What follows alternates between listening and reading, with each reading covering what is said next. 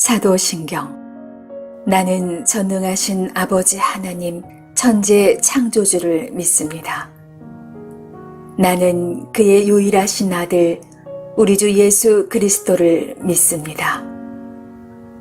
그는 성령으로 잉태되어 동정녀 마리아에게서 나시고 본디오 빌라도에게 고난을 받아 십자가에 못 박혀 죽으시고 장사한 지 사흘 만에 죽은 자 가운데서 다시 살아나셨으며 하늘에 오르시어 전능하신 아버지 하나님 우편에 앉아 계시다가 거기로부터 살아있는 자와 죽은 자를 심판하러 오십니다.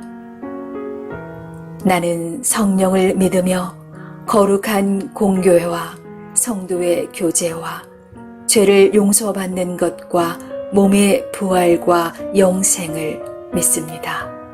아멘.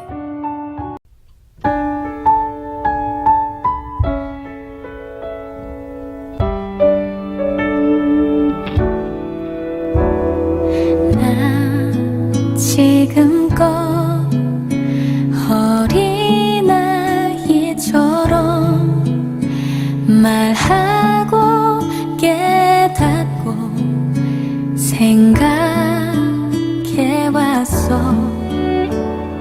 주 나에게 가르쳐준 것처럼 성장한 사람의 사랑을 하고파 시기하지 않으며 자랑하지 않으면 오래 참고 유하며 내 유익을 구하지 않는 그런 사랑 교만하지 않으며 무례하지 않으며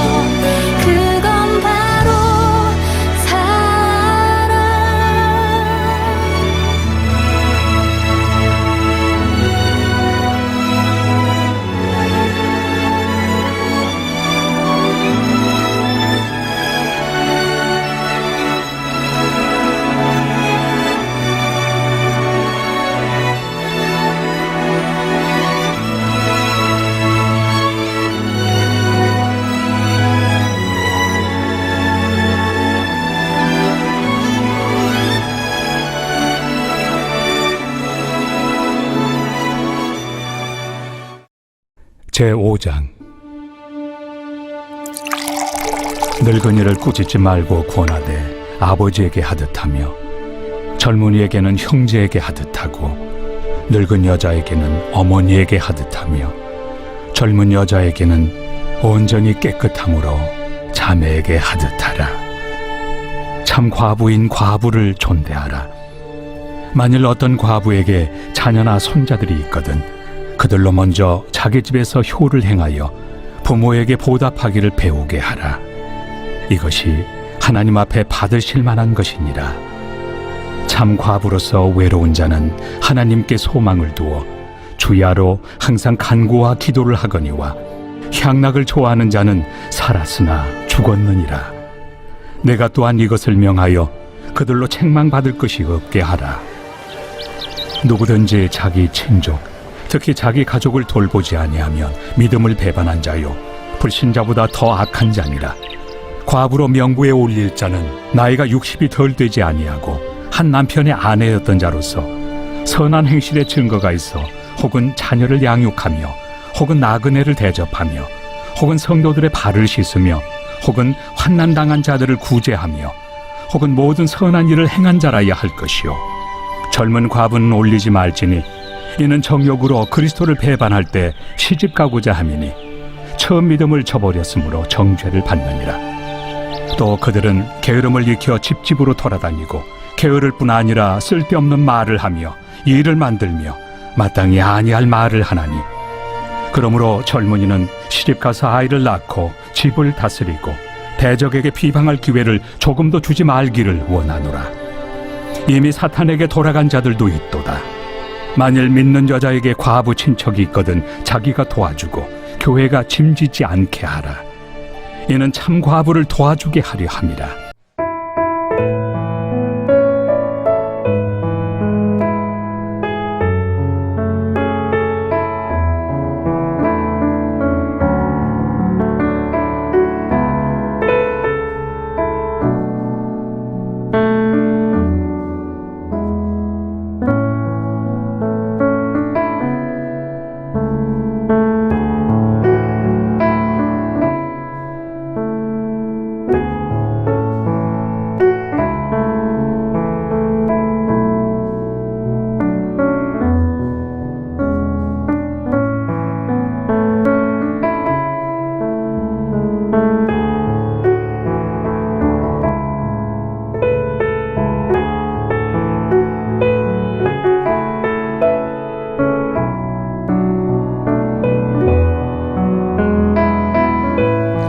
샬롬.